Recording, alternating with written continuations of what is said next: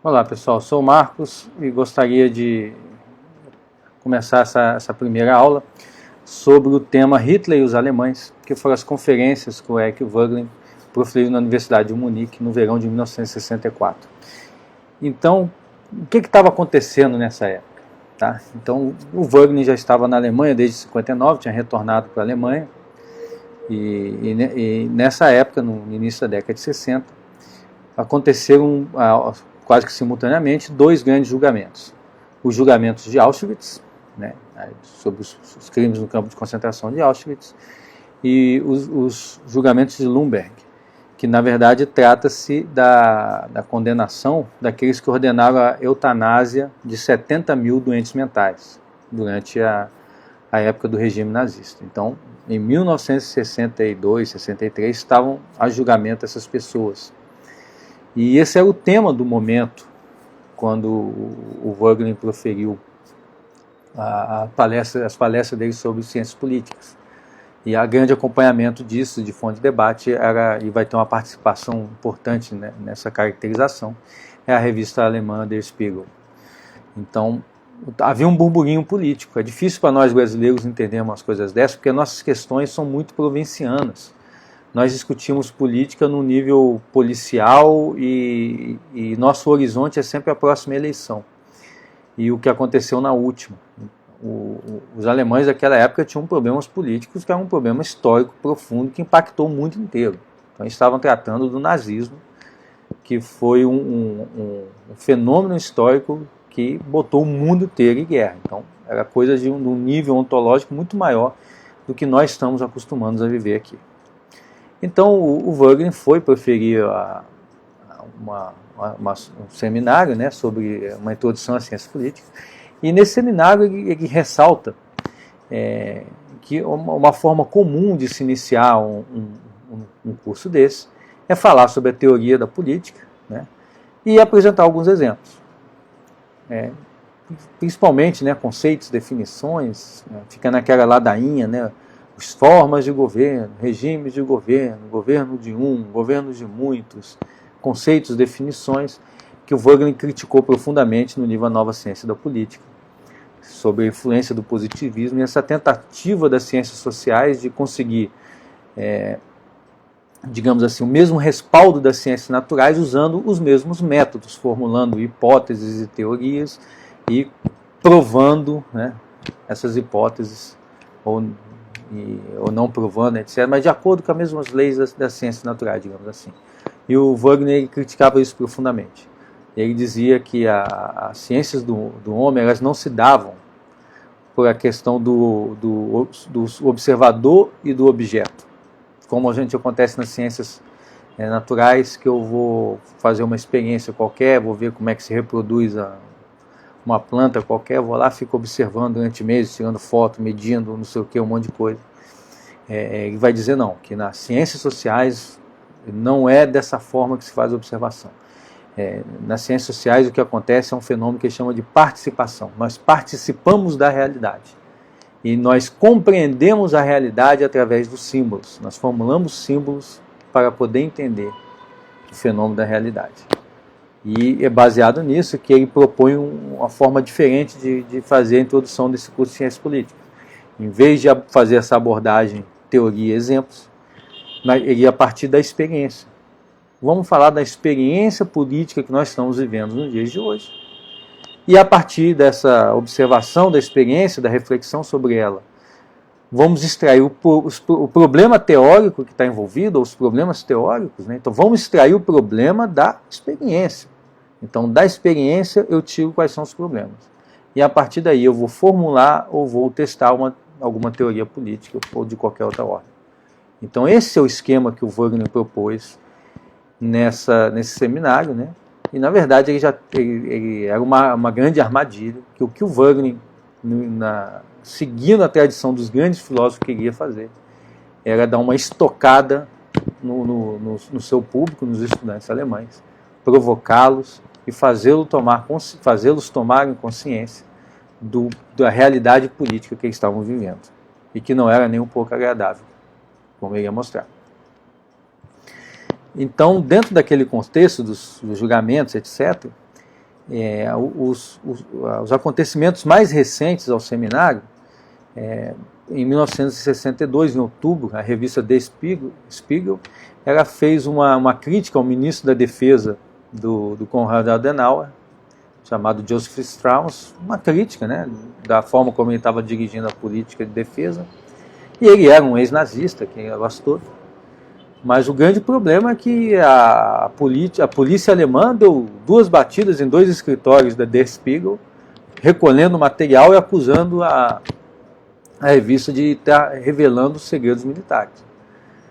Então, gerou um grande protesto pela Alemanha por causa disso, porque polícia invadindo jornal para pegar material, uma coisa que estava muito recente na memória deles, com os fenômenos do nazismo. Né?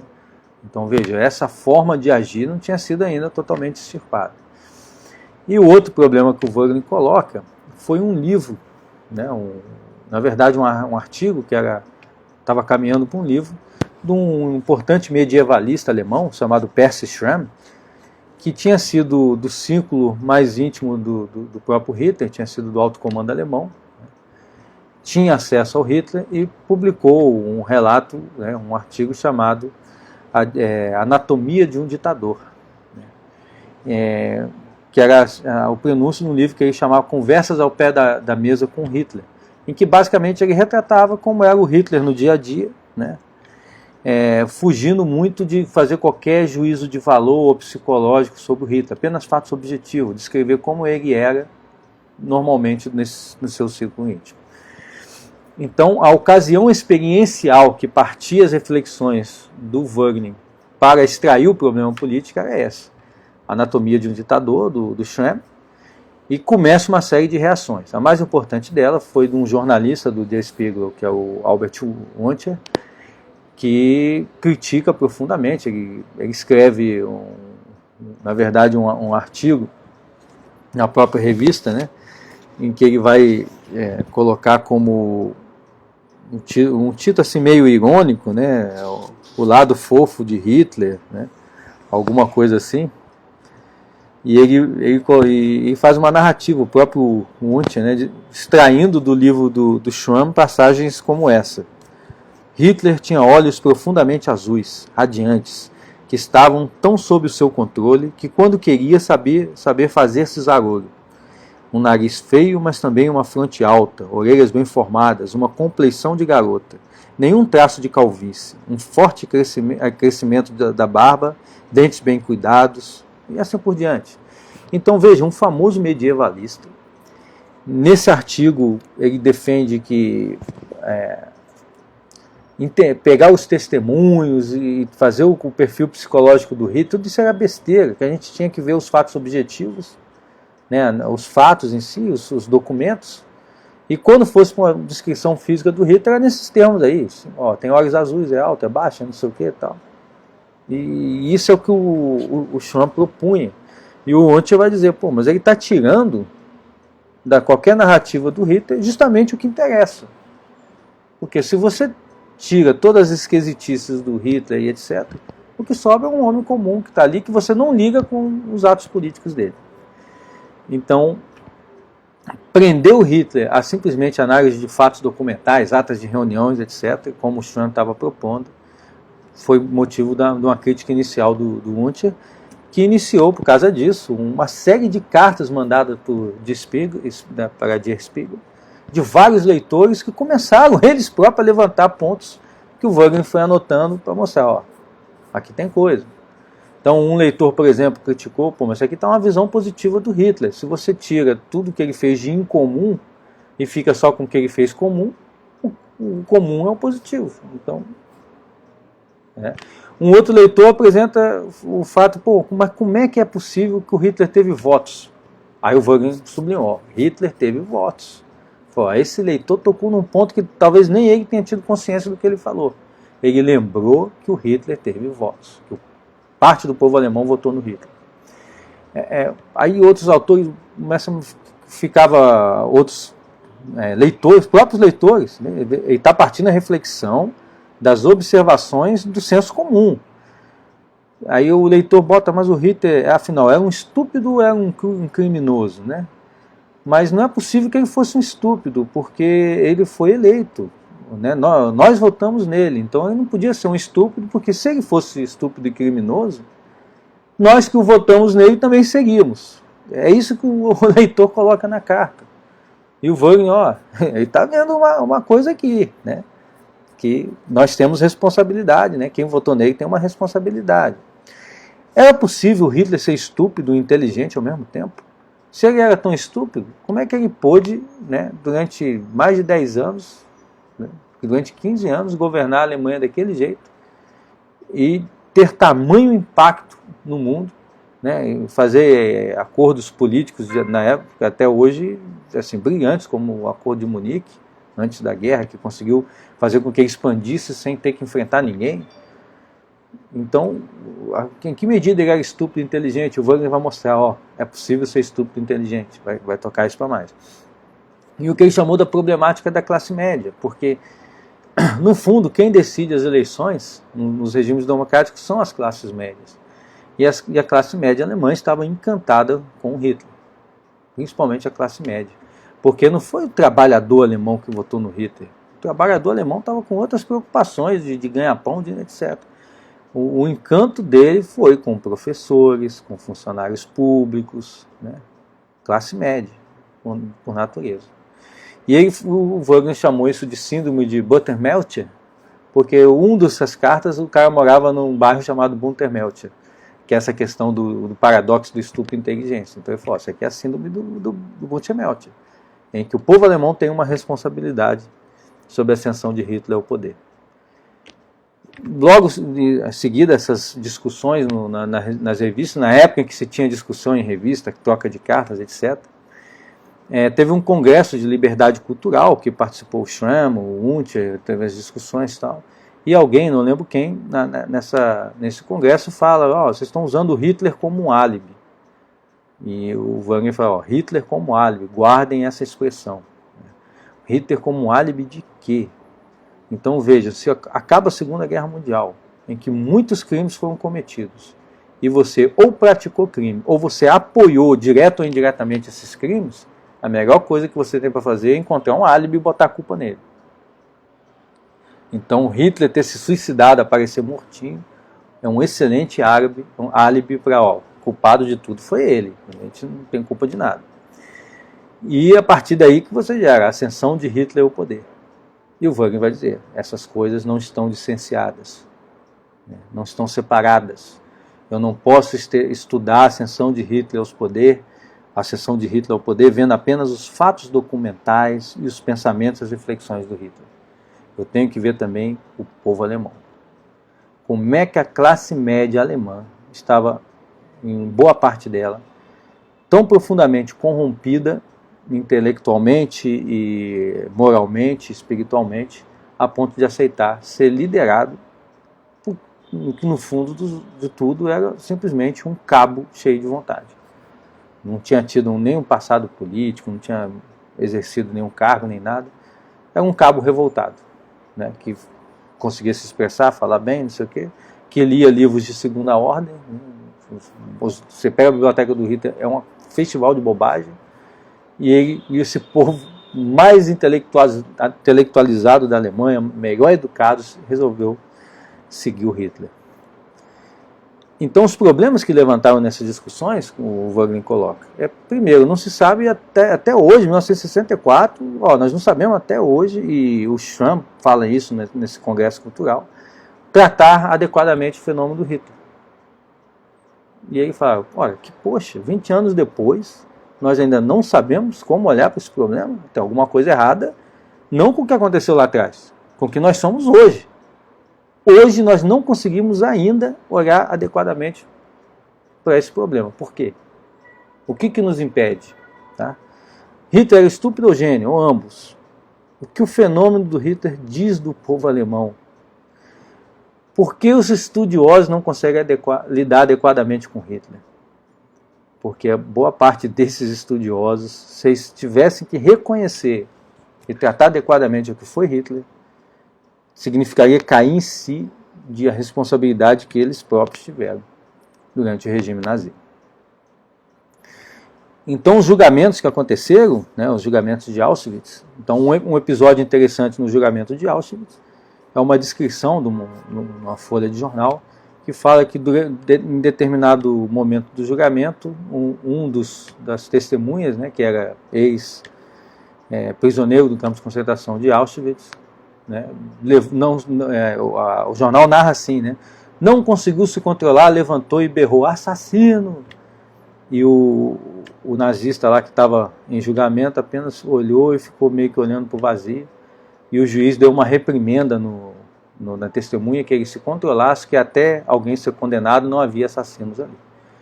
Então isso para o Wagner foi chocante, porque aquela testemunha deu aquela aloprada na hora que ele viu ser levado ali ao julgamento, um instrumento de tortura que aquele prisioneiro, né, aquele réu, não era prisioneiro, né, aquele réu, tinha usado para torturá-lo. Isso foi visto como um descontrole emocional dele. Ele falou, ó, nós estamos tratando aqui com toda a frieza científica o assassinato de milhares e milhões de pessoas. E nós perdemos o controle quando um cara não consegue se comportar dentro do tribunal. Alguma coisa está errada. Ah, mas pela lei o cara não é culpado. Olha, pode não ser culpado para a gente que estamos julgando, mas para aquela pessoa ali, ele viu aquilo acontecer. Né? Aquilo é presente para ele, aquilo é a realidade. Ele simplesmente levantou e declarou a realidade, que aquele cidadão era um assassino. Tá? Outro fenômeno que acontece é o julgamento de Nuremberg, em que 70 mil doentes mentais sofreu eutanásia, e o médico lá, na verdade o chefe desse programa todo estava em julgamento, e ele começa a defender e dizer, olha, quando nós levantamos esse problema, o criador, inclusive, do problema não era ele, um outro, e apresentou enfaticamente quais seriam os benefícios daquela eutanásia, por que aquilo era importante, isso foi apresentado para a Suprema Corte Alemã da época. O Hitler fez um decreto secreto autorizando aquela eutanásia, que ninguém deveria saber daquele decreto, com o conhecimento da Suprema Corte, que não só aprovou o decreto, como o manteve em segredo. Então imagine as pessoas sendo mortas nos manicômios, pegando as pessoas doentes mentais em casa, matando, com uma lei que ninguém sabe, está escondida, e com a aprovação de todo o sistema jurídico alemão. Porque não foi só o Supremo, tinham várias instâncias envolvidas. Imagina um juiz que alguém recebe uma denúncia, ó, pegaram meu pai em casa, ele é maluco, não sei o que, a polícia pegou, levou e parece que matou. Aí o juiz, pô, mas o que aconteceu? Vai ver na polícia ou não? Tem um decreto secreto aqui do Hitler que é para fazer isso mesmo e está aprovado pela Suprema Corte. Aí o cara, não, então tudo bem, já que está aprovado, né?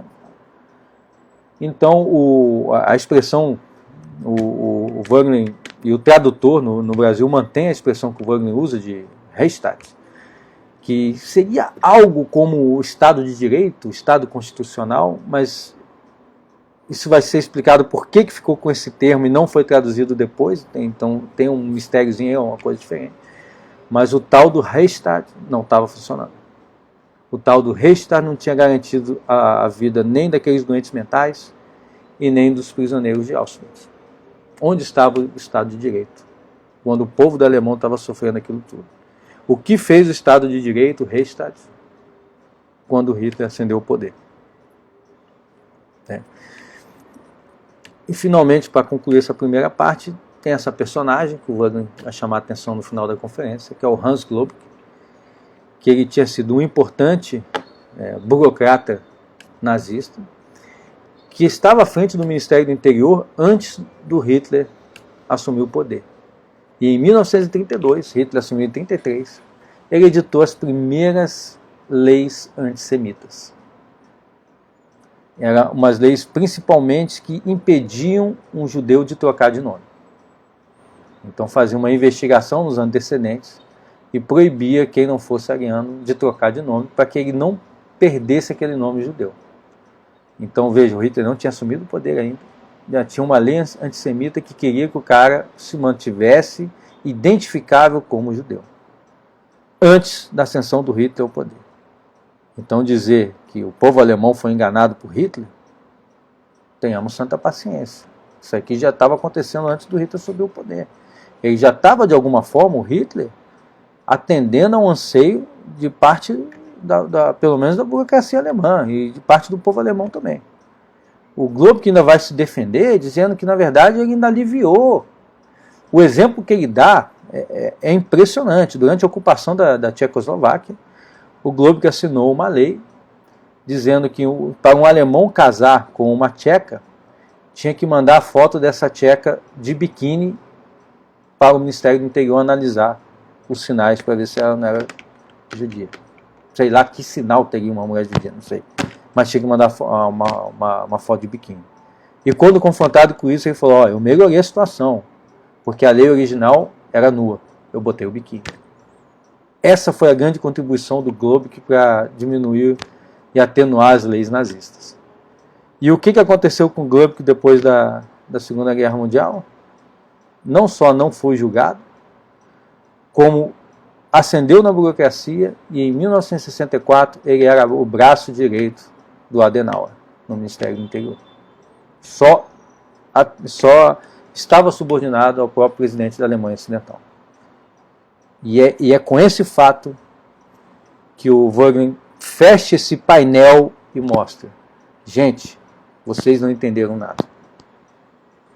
Vocês estão fechando os olhos para um crime que foi cometido aqui, não por toda a população alemã, mas por uma boa parte dela, que direta ou indiretamente apoiaram a ascensão do Hitler ao poder e apoiaram todas essas coisas, essas leis antissemitas, as perseguições aos judeus e até a morte dos judeus. E que tinham colocado o Hitler como um álibi, a culpa é dele, a partir daqui vou tocar minha vida normal, e aceitava naturalmente que esse cidadão aí, esse Glubk, fosse o braço direito do Adenauer, fosse o ministro-chefe da Casa Civil.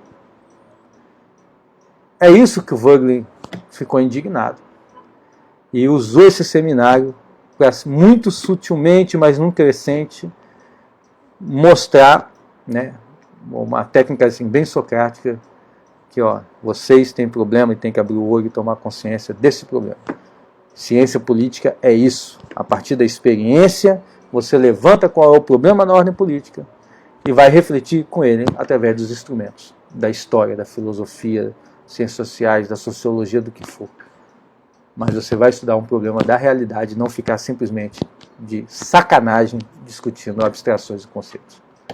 Tá joia? Então a gente fecha aí. Essa foi a primeira preleção do Vogelin. No próximo vídeo a gente vai tratar da segunda.